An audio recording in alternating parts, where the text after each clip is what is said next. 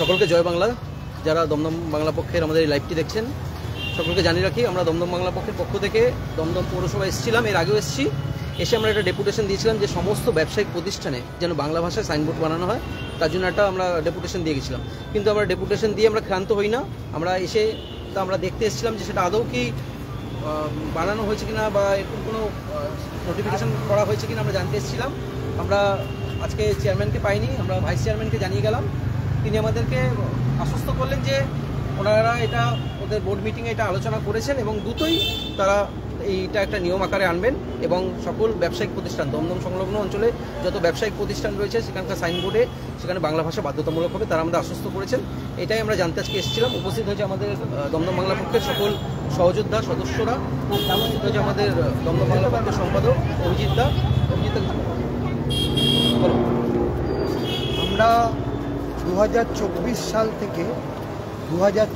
সাল থেকে যখন অ্যাডমিনিস্ট্রেটিভ ছিল এই দমদম পৌরসভা, তখন থেকে আমরা এই বাংলা ভাষায় বিভিন্ন ব্যবসায়িক প্রতিষ্ঠানগুলোতে হোর্ডিং সহ বাঙালি সহ সকল ভূমিপুত্রদের পৌরসভার চাকরিতে নিয়োগ, গ্রুপ সি ডি বিভিন্ন ব্যাপারে আমরা এই পৌরসভায় ডেপুটেশন দিয়েছিলাম।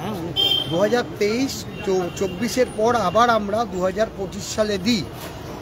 তো বিভিন্ন সূত্র থেকে আমরা জানতে পেরেছি যে দমদম পৌরসভার বোর্ড মিটিংয়ে এটা পাস হয়েছে।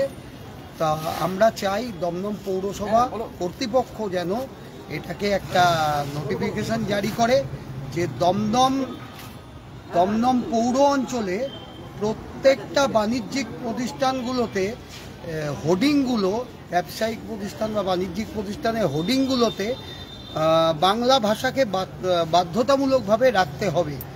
কারণ বুঝতে পারছেন যে পশ্চিমবঙ্গ, ভারতবর্ষ কিন্তু ভাষার ভিত্তিতে তৈরি নয়, কিন্তু ভারতবর্ষের অন্যান্য অঙ্গরাজ্যগুলো, সেই রাজ্যগুলো কিন্তু ভাষার ভিত্তিতে তৈরি। 86% বাঙালি সহ সকল ভূমিপুত্রদের বাস এই পশ্চিমবঙ্গের মাটিতে, আর তার মধ্যে 82% বাঙালি সহ সকল ভূমিপুত্ররা বাংলা ভাষায় কথা বলতে অভ্যস্ত, বাংলা ভাষা বুঝতে অভ্যস্ত। তাই পশ্চিমবঙ্গের প্রধান আঞ্চলিক ভাষা হলো বাংলা ভাষা। তাই পশ্চিমবঙ্গে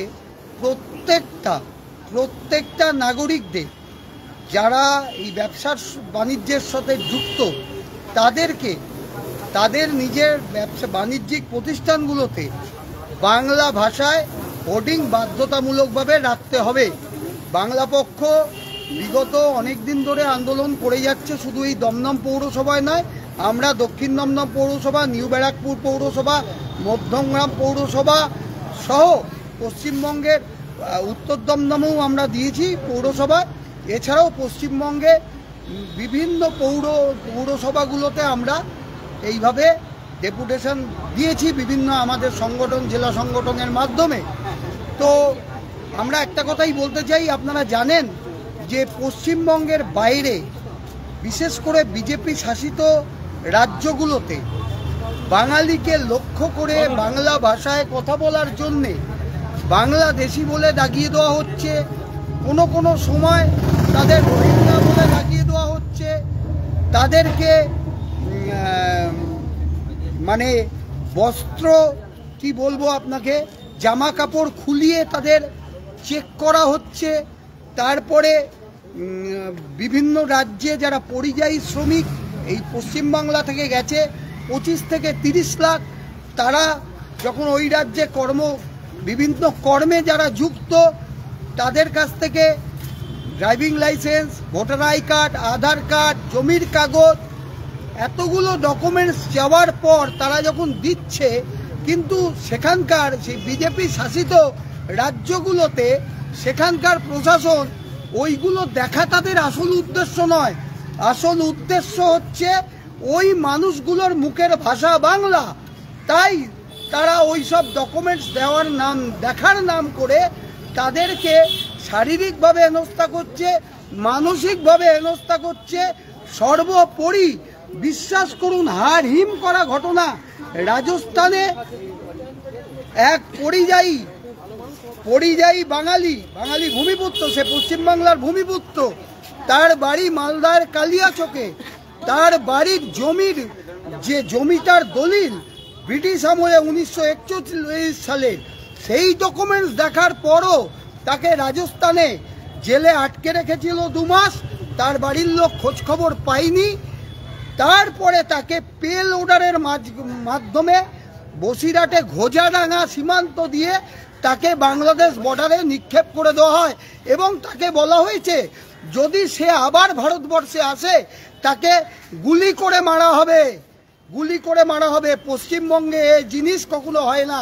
পশ্চিমবঙ্গে অন্যান্য রাজ্যের মানুষেরা করে কমে খাচ্ছে, বাঙালি সহ সকল ভূমিপুত্ররা এই ধরনের কাজে বিশ্বাসী নয়।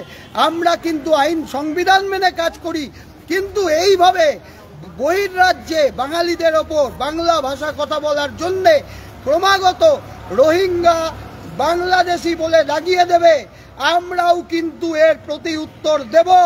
তাই বলছি, আমরা দমদম পৌরসভার কাছে এসছি যাতে দমদম পৌরসভা প্রত্যেকটা ক্ষেত্রে বাঙালি সহ সকল ভূমিপুত্রদের এইখানকার গ্রুপ সি দিয়ে যে চাকরিগুলো সেগুলোতে যুক্ত করে, যেগুলোতে লোকজনকে নেয়, যাতে যারা বাঙালি সহ সকল ভূমিপুত্রদের মধ্যে পড়ছে এবং পৌরসভার চাকরিগুলো বাংলা ভাষায় যাতে করা যায় তার ব্যবস্থা তাদের দেখতে হবে। এছাড়াও যেটা আমাদের দাবি, বাংলা ভাষাকে দমদম পৌর অঞ্চলে একদম বাধ্যতামূলক করতে হবে। পরিষেবা প্রদানকারীকেও কিন্তু বাংলা ভাষায় পরিষেবা দিতে হবে, এটাও কিন্তু আমাদের একটা দাবি। পরিষেবা প্রদানকারী সংস্থা বলতে ব্যাংক আছে, পোস্ট অফিস আছে, ইন্স্যুরেন্স আছে, রেলের টিকিট কাউন্টার আছে, এগুলো আমাদের পরিষেবা প্রদানকারী। এই পরিষেবা প্রদানকারী সংস্থাগুলোকে 86% বাঙালি সহ সকল ভূমিপুত্রদের বাংলা ভাষায় পরিষেবা দিতে হবে। আমরা কিন্তু লড়াইয়ের মাটি ছেড়ে যাব না, কারণ আমরা বাংলা পক্ষ সংগঠন, ভারতের বাঙালির অধিকার আদায়ের জাতীয় সংগঠন। বাংলা পক্ষ মনে রাখবেন, জাতি আর ভাষা একে অপরের পরিপূরক।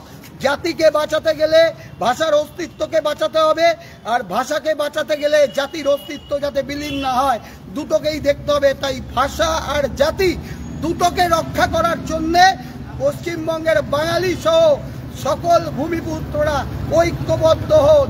আপনি তৃণমূল করছেন, আপনি সিপিএম করছেন, আপনি কংগ্রেস করছেন, আপনি বিজেপি করছেন, যা ইচ্ছে করুন, কিন্তু দিনের শেষে কিন্তু বাঙালি আপনার অস্তিত্ব যাতে বিলীন না হয়ে যায় তার জন্য বাংলা পক্ষ পশ্চিমবঙ্গের মাটিতে লড়াই করছে। জয় বাংলা, জয় বাঙালি, জয় বাংলা পক্ষ, জয় ভারত, বন্দে মাতরম।